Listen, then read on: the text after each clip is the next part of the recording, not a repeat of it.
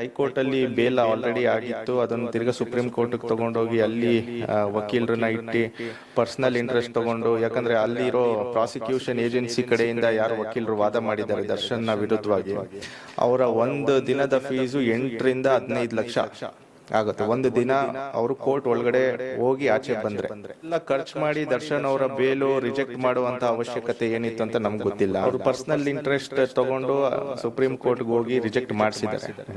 ಎಲ್ಲಾ ಕೇಸಸ್ ಅಲ್ಲೂ ಈ ತರ ಆಗಲ್ಲ. ಸ್ನೇಹಿತರೆ, ದರ್ಶನ್ ಅವರ ಕೇಸು ದಿನದಿಂದ ದಿನಕ್ಕೆ ಬಿಗಿ ಆಗ್ತಾ ಇದೆ. ಯಾಕಪ್ಪ ಅಂದ್ರೆ ಈ ಊಹಾಪೋಹಗಳು ಕೂಡ ಓಡಾಡ್ತಾ ಇದಾವೆ. ಅಲ್ಲಾಗುತ್ತೆ ಇದಾಗುತ್ತೆ ಅಂತ ಹೇಳ್ಬಿಟ್ಟು ಅದ್ರ ಬಗ್ಗೆ ಮಾಹಿತಿ ಕೊಡೋಕೆ ನಮ್ಮ ಜೊತೆ ಅಡ್ವೊಕೇಟ್ ಕಾರ್ತಿಕ್ ಅವರಿದ್ದಾರೆ. ಸರ್ ನಮಸ್ತೆ. ಸರ್ ಏನಂದರೆ ಸರ್, ಈಗ ದರ್ಶನ್ ಅವ್ರ ಕೇಸ್ ಏನಿತ್ತು, ಕೆಲವೊಂದು ಊಹಾಪೋಹಗಳು ಓಡಾಡ್ತದೆ, ಅದ್ರ ಬಗ್ಗೆ ನಮ್ಗೆ ಕ್ಲಾರಿಟಿ ಬೇಕಾಗಿತ್ತು. ಅಂದರೆ ದರ್ಶನ್ ಅವರು ಅಂದರೆ ಬಳ್ಳಾರಿ ಜೈಲಿಗೆ ಹೋಗ್ತಾರೆ ಅಂತ ಹೇಳ್ಬಿಟ್ಟು ಒಂದು ಸೋಷಿಯಲ್ ಮೀಡಿಯಾ ಆಗಿರ್ಬೋದು ಎಲ್ಲ ಕಡೆ ಬರ್ತಾ ಇದೆ. ನಿಮಗೆ ಅನ್ಸಿರೋ ಮಟ್ಟಿಗೆ ಯಾವ ಥರ ಸರ್ ಇದು? ಇಲ್ಲ, ಅದು ಬಳ್ಳಾರಿ ಜೈಲಿಗೆ ಹೋಗಬೇಕು ಅಂತ ಮಾಹಿತಿ ಇದೆ ಈಗಾಗಲೇ. ಸೊ ಅದು ಕಳಿಸೋದು ಬಿಡೋದು ಅದೊಂದು ರೀಸನ್ ಕೊಡಬೇಕಾಗತ್ತೆ. ಅದೊಂದು ನ್ಯಾಯಬದ್ಧವಾದ ರೀಸನ್ಸ್ ಇವರು ಯಾರು ಪ್ರಾಸಿಕ್ಯೂಷನ್ ಏಜೆನ್ಸಿ ಇರ್ತಾರೆ ಅವರು ಕೋರ್ಟ್ಗೆ ಒಂದು ಅರ್ಜಿಯನ್ನು ಸಲ್ಲಿಸ್ಬಿಟ್ಟು ಈ ರೀಸನ್ಗೋಸ್ಕರ ನಾವು ದರ್ಶನನ್ನು ಅಲ್ಲಿ ಬಳ್ಳಾರಿ ಜೈಲಿಗೆ ಕಳಿಸ್ಬೇಕಾಗತ್ತೆ ಅಂತ ಕೊಡಬೇಕಾಗತ್ತೆ. ಆ ಕೋರ್ಟ್ ಪರ್ಮಿಷನ್ ಬೇಕಾಗುತ್ತೆ ಅದಕ್ಕೆ. ಸೊ ಅದೆಲ್ಲ ಆಗೋಕ್ಕೆ ಇನ್ನೂ ಸ್ವಲ್ಪ ಪ್ರೋಸೆಸ್ ಹಿಡಿಯುತ್ತೆ. ಬಟ್ ಈಗ ಕಳಿಸ್ತಾರೋ ಇಲ್ವೋ ಅದು ಕಾದು ನೋಡಬೇಕಾಗಿದೆ ಸರ್, ಕಾದು ನೋಡಬೇಕಾಗಿದೆ. ಮೇಯ್ನ್ಲಿ ಯಾವ ರೀಸನ್ಸ್ಗೋಸ್ಕರ ಟ್ರಾನ್ಸ್ಫರ್ ಆಗುತ್ತೆ ಯೂಶ್ವಲಿ ಅಂತ ಹೇಳಿದ್ರೆ, ಏನಾದರೂ ಈ ಜೈಲಲ್ಲಿ ಹಿಂದೆ ಕೇಸ್ಗಳಾಗಿ ಅದೇನಾದರೂ ತುಂಬ ಪ್ರಾಮುಖ್ಯತೆ ತಗೊಂಡಿದ್ರೆ ಅದರಿಂದ ಬೇಕಾದ್ರೆ ಒಂದು ಅರ್ಜಿ ಸಲ್ಲಿಸ್ಬಿಟ್ಟು ಪೊಲೀಸ್ ಅವ್ರ ಕಡೆಯಿಂದ, ಪ್ರಾಸಿಕ್ಯೂಷನ್ ಏಜೆನ್ಸಿ ಕಡೆಯಿಂದ ಈ ಥರ ಇದೆ, ಇವರು ತುಂಬ ಪ್ರಭಾವಿಗಳು, ಸೊ ಇವ್ರನ್ನ ಬಳ್ಳಾರಿ ಜೈಲಿಗೆ ಕಳಿಸ್ಬೇಕು ಅಂತ ಅದೊಂದು ರೀಸನ್ ಇಡ್ಬೋದು. ಆಮೇಲೆ ಮತ್ತೊಂದು ಸೆಕ್ಯೂರಿಟಿ ರೀಸನ್ಸ್ ಇರ್ಬೋದು.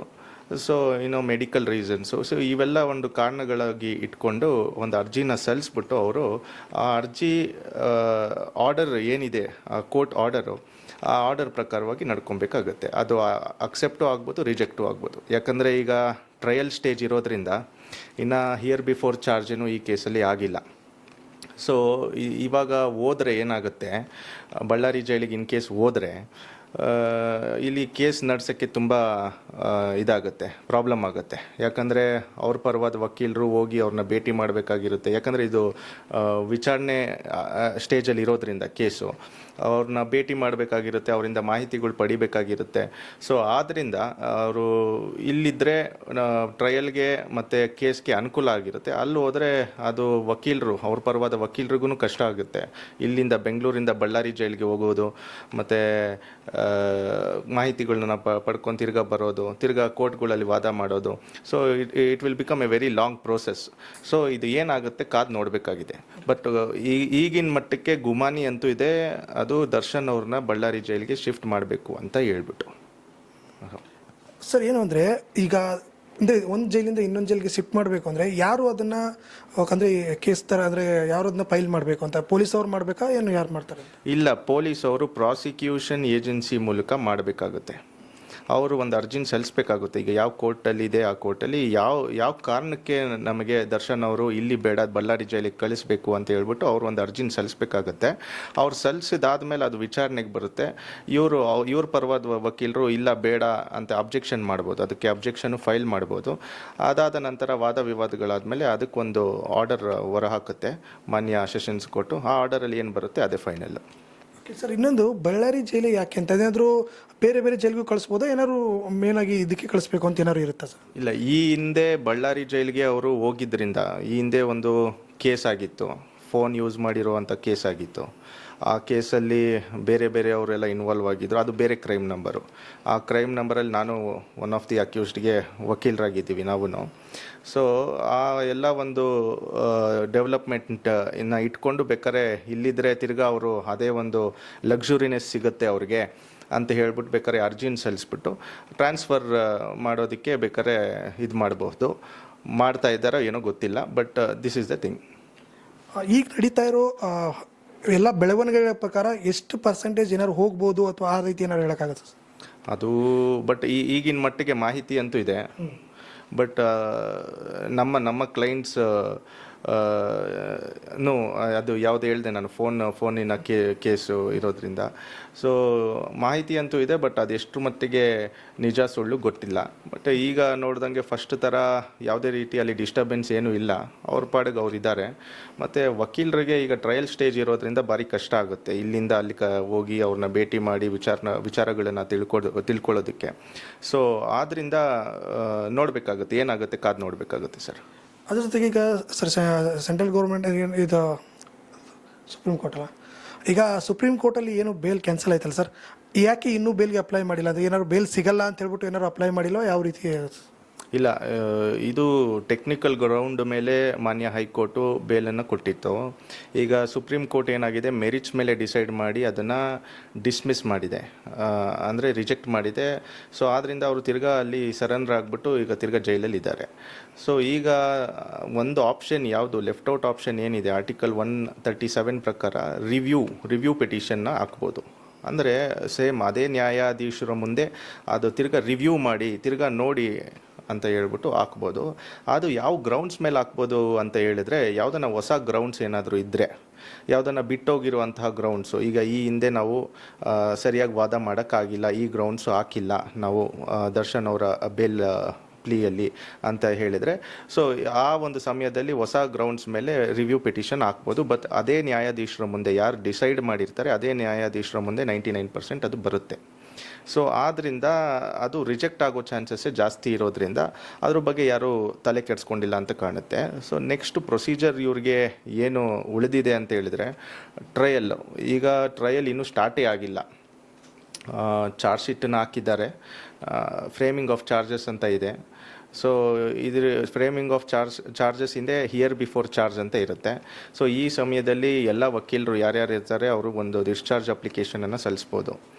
ಡಿಸ್ಚಾರ್ಜ್ ಅಪ್ಲಿಕೇಶನ್ ಸಲ್ಲಿಸಿದ್ರೆ, ಅಂದರೆ ಟ್ರಯಲ್ ಏನಿದೆ ಮುಂದೆ ಏನು ಬರುತ್ತೆ ಟ್ರಯಲ್ಲು, ಆ ಟ್ರಯಲಲ್ಲಿ ಸಫಿಷಿಯಂಟ್ ವಿಟ್ನೆಸಸ್ಸು ಮತ್ತು ಈ ಕೇಸು ಜಾಸ್ತಿ ಸ್ಟ್ರಾಂಗ್ ಇಲ್ಲ, ಸೊ ನಾವು ಇದನ್ನು ಡಿಸ್ಚಾರ್ಜ್ ಮಾಡ್ಬೋದು. ಡಿಸ್ಚಾರ್ಜ್ ಅಪ್ಲಿಕೇಶನ್ ಹಾಕಿ ಡಿಸ್ಚಾರ್ಜ್ ಅಪ್ಲಿಕೇಶನ್ ಮೂಲಕ ಡಿಸ್ಚಾರ್ಜ್ ಮಾಡ್ಬೋದು. This is not a fit case to examine ಅಂತ ಹೇಳ್ಬಿಟ್ಟು ಅವರು ಬೇಕಾದ್ರೆ ಡಿಸ್ಚಾರ್ಜ್ ಅಪ್ಲಿಕೇಶನನ್ನು ಸಲ್ಲಿಸ್ಬೋದು ಕೋರ್ಟಿಗೆ. ಅದಕ್ಕೆ ಸರ್ಕಾರದ ಪರವಾಗಿ ಅಬ್ಜೆಕ್ಷನನ್ನು ಸಲ್ಲಿಸ್ತಾರೆ, ಆಮೇಲೆ ಆರ್ಗ್ಯುಮೆಂಟ್ಸ್ ಆಗುತ್ತೆ. ಆಮೇಲೆ ಇನ್ ಕೇಸು ಕೋರ್ಟ್ ಏನಾದರೂ ಅಂದ್ಕೊಂಡ್ರೆ ಈ ಕೇಸು ತುಂಬ ಇದಿದೆ, ಡಿಸ್ಚಾರ್ಜ್ ಆಗೋಕ್ಕೆ ಫಿಟ್ ಅಂತ ಅಂದ್ಕೊಂಡ್ರೆ ಡಿಸ್ಚಾರ್ಜ್ ಮಾಡ್ಬೋದು. ಇಲ್ಲಿಗೆ ಅವರು ಡಿಸ್ಚಾರ್ಜ್ ಆಗಿ ಆಚೆ ಬರ್ಬೋದು. ಇದೇನಾದರೂ ಇಲ್ಲಿ ರಿಜೆಕ್ಟ್ ಆಗಿ ಆ ಡಿಸ್ಚಾರ್ಜ್ ಅಪ್ಲಿಕೇಶನ್ನು ಏನಾದರೂ ಆ ವಕೀಲರು ಏನಾದರೂ ಕಾನ್ಫಿಡೆಂಟ್ ಇದ್ದಲ್ಲಿ ಹೈಕೋರ್ಟ್ ಕೂಡ ಅದಕ್ಕೆ ಡಿಸ್ಚಾರ್ಜ್ ಅಪ್ಲಿಕೇಶನ್ಗೆ ತೊಗೊಂಡು ಹೋಗ್ಬೋದು. ಬಟ್ ಮರ್ಡರ್ ಕೇಸಲ್ಲಿ ಡಿಸ್ಚಾರ್ಜ್ ಮಾಡೋದು ಭಾರಿ ಕಷ್ಟ ಇರುತ್ತೆ. But this is one of the procedure. Here before ಚಾರ್ಜ್ಗಿಂತ ಮುಂಚೆ ಡಿಸ್ಚಾರ್ಜ್ ಅಪ್ಲಿಕೇಶನನ್ನು ಹಾಕ್ಕೊತಾರೆ, ಆಮೇಲೆ ಚಾರ್ಜ್ ಆಗುತ್ತೆ, ಫ್ರೇಮಿಂಗ್ ಆಫ್ ಚಾರ್ಜಸ್ ಆಗುತ್ತೆ, ಆಮೇಲೆ ಎವಿಡೆನ್ಸ್ಗೆ ಪೋಸ್ಟ್ ಆಗುತ್ತೆ. ಎಷ್ಟು ವಿಟ್ನೆಸ್ಗಳಿದ್ದಾರೆ, 238 ಏನೋ ವಿಟ್ನೆಸ್ಗಳಿದ್ದಾರೆ ಅಂತ ಅನಿಸುತ್ತೆ. ಸೊ ಅಷ್ಟು ವಿಟ್ನೆಸ್ಗಳನ್ನು ಎಕ್ಸಾಮಿನೇಷನ್ ಮಾಡ್ತಾರೆ. ಫಸ್ಟು ಚೀಫ್ ಎಕ್ಸಾಮಿನೇಷನ್ ಆಗುತ್ತೆ, ಆಮೇಲೆ ಡಿಫೆನ್ಸ್ ಸೈಡಿಂದ ಕ್ರಾಸ್ ಎಕ್ಸಾಮಿನೇಷನ್ ಆಗುತ್ತೆ, ಆಮೇಲೆ 313 ಸ್ಟೇಟ್ಮೆಂಟ್ ಆಗುತ್ತೆ, ಆಮೇಲೆ ಅದ್ರ ಮೇಲೆ ಒಂದು ಆರ್ಗ್ಯುಮೆಂಟ್ ಆಗುತ್ತೆ, ಆಮೇಲೆ ಜಡ್ಜ್ಮೆಂಟ್ ಆಗುತ್ತೆ. ಸೊ ಇವಿಷ್ಟು ನಡೆಯೋದಕ್ಕೆ it will take very long process. At least minimum 1 ರಿಂದ 1.5 ವರ್ಷ ಆದರೂ ಆಗುತ್ತೆ. ಯಾಕಂದರೆ ನಮ್ಮ ಹತ್ರ ಇರುವಂಥ ಕೇಸಸ್ ಇನ್ನೂ ಚಾರ್ಜೇ ಆಗಿಲ್ಲ, ಯಾವುದೂ 3-4 ವರ್ಷ ಆಗಿದೆ. ಸೊ ಇನ್ನೂ ಚಾರ್ಜ್ ಕೂಡ ಆಗಿಲ್ಲ ಅದರಲ್ಲಿ. ಸೊ ಈ ಕೇಸಲ್ಲಿ 1 ರಿಂದ 1.5 ವರ್ಷ ಎಷ್ಟೇ ಸ್ಪೀಡಾಗಿ ಮಾಡಿದ್ರೂ ಆಗುತ್ತೆ. ಸೊ ಈಗ ಬೇಲ್ಗಿರುವಂತಹ ಆಪರ್ಚುನಿಟಿ ಏನಪ್ಪ ಅಂತ ಹೇಳಿದ್ರೆ, ಇವರು once the examination of the material witness, ಅಂದರೆ ಯಾರ್ಯಾರು ಮೇನ್ ವಿಟ್ನೆಸಸ್ ಇರ್ತಾರೆ, ಐ ವಿಟ್ನೆಸ್ ಆಗಿರಲಿ ಅಥವಾ ಪ್ರಮುಖವಾದ ವಿಟ್ನೆಸ್ ಯಾರು ಇರ್ತಾರೆ ಅವ್ರದ್ದು ಎಕ್ಸಾಮಿನೇಷನ್ ಇನ್ ಚೀಫ್ ಮತ್ತು ಕ್ರಾಸ್ ಎಕ್ಸಾಮಿನೇಷನ್ ಆದಮೇಲೆ, ಆ ಕ್ರಾಸ್ ಎಕ್ಸಾಮಿನೇಷನಲ್ಲಿ ಏನಾದರೂ ಇವರು ಆರೋಪಿಗಳ ಪರವಾಗಿ ಏನಾದರೂ ಅವರು ಹೇಳಿದ್ರೆ ಅಥವಾ ಸಾಕ್ಷಿಗಳು ಪ್ರತಿಕೂಲ ಸಾಕ್ಷಿಯಾಗಿ ಕನ್ವರ್ಟ್ ಆದರೆ ಅದನ್ನು ಒಂದು ಡಿಫೆನ್ಸ್ ಆಗಿ ಇಟ್ಕೊಂಡು ತಿರ್ಗಾ ಬೇಲ್ ಅಪ್ಲಿಕೇಶನನ್ನು ಸಲ್ಲಿಸ್ಬೋದು. ಆವಾಗ ಇವ್ರ ಪರವಾಗಿ ಆರ್ಡರ್ಸ್ ಬರುವಂಥ ಸಾಧ್ಯತೆ ಜಾಸ್ತಿ ಇದೆ. ಈಗ ಬೇಲ್ ವಿಚಾರಕ್ಕೆ ಬಂದರೆ ಸರ್, ಈಗ A1, A2, A3 ಅಂತ ಇರ್ತಾರೆ, ಯಾರಿಗೆ ಬೇಲ್ ಆಗುವಂಥ ಸಾಧ್ಯತೆಗಳು ಕಡಿಮೆ ಇರುತ್ತೆ ಸರ್? ಇಲ್ಲ, ಅದು ಆ ಥರ ಅಲ್ಲ. ಈಗ ಈ ಕೇಸಲ್ಲಿ 17 ಜನ ಆರೋಪಿಗಳಿದ್ದಾರೆ. ಸೊ ಇದು A1 A2 A3 ಅಂತ ಆ ಥರ ಡಿಫ್ರೆನ್ಷಿಯೇಟ್ ಮಾಡೋಕ್ಕಾಗಲ್ಲ.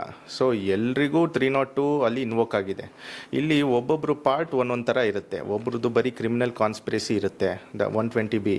ಆ ಕ್ರಿಮಿನಲ್ ಕಾನ್ಸ್ಪಿರಸಿ ಸೆಕ್ಷನ್ನು ಎಷ್ಟು ಡೇಂಜರ್ ಅಂತ ಹೇಳಿದ್ರೆ, ಯಾರು ಆ ಸೆಕ್ಷನನ್ನು ಹಾಕ್ತಾರೆ ಅದರಲ್ಲಿ ಇನ್ ಪರ್ಟಿಕ್ಯುಲರ್ ಇಷ್ಟು ವರ್ಷ ಜೈಲ್ ಅಂತ ಇರಲ್ಲ. 2 ವರ್ಷದಿಂದ ಮೇಲೆ ಅಂತ ಇದೆ, ಇನ್ ಪರ್ಟಿಕ್ಯುಲರ್ ಇರಲ್ಲ ಎಷ್ಟು ವರ್ಷ ಜೈಲು ಅಂತ ಹೇಳ್ಬಿಟ್ಟು. ಏನು ಅಫೆನ್ಸನ್ನು ಮಾಡಿರ್ತಾರೆ, ಮೇಜರೆಸ್ಟ್ ಅಫೆನ್ಸ್ ಏನು ಮಾಡಿರ್ತಾರೆ, ಫಾರ್ ಎಕ್ಸಾಂಪಲ್ 302, ಅದೇನಾದರೂ ಕಮಿಟ್ ಆಗಿದ್ದರೆ ಅದೇ ಆ ಅಫೆನ್ಸಿಗೆ ಏನಿದೆ, ಇದು ಹ್ಯಾಂಗ್ ಟು ಡೆತ್ ಇದೆ ಮತ್ತು ಲೈಫ್ ಟೈಮ್ ಇಂಪ್ರಿಸನ್ಮೆಂಟ್ ಇದೆ 302 ಅಲ್ಲಿ. ಆ ಅಫೆನ್ಸಿಗೆ ಏನಿದೆ ಈ 120Bಗೂ ಕಂಟಿನ್ಯೂಯೇಷನ್ ಆಗುತ್ತೆ ಅಂತ ಹೇಳುತ್ತೆ ಆ ಸೆಕ್ಷನ್ನು. ಸೊ ಈ ಥರ ಇರಬೇಕಾದ್ರೆ ಆ A1ಗೆ ಬೇರೆ A2ಗೆ ಬೇರೆ ಅಂತ ಬರಲ್ಲ. ಇಲ್ಲಿ ಟ್ರಯಲ್ಲು, ಇವಾಗ ಟ್ರಯಲಿಗೆ ಪೋಸ್ಟ್ ಆಗಿದೆ. ಟ್ರಯಲಲ್ಲಿ ಕ್ಲೀನಾಗಿ ಎಕ್ಸಾಮಿನೇಷನ್ ಆದರೆ ವಿಟ್ನೆಸ್ಗಳನ್ನ ಇವರು ಪರ್ಮನೆಂಟಾಗಿ ಹೊರ ಬರ್ಬೋದು ಅಕ್ವಿಟ್ ಮಾಡಿಕೊಂಡು.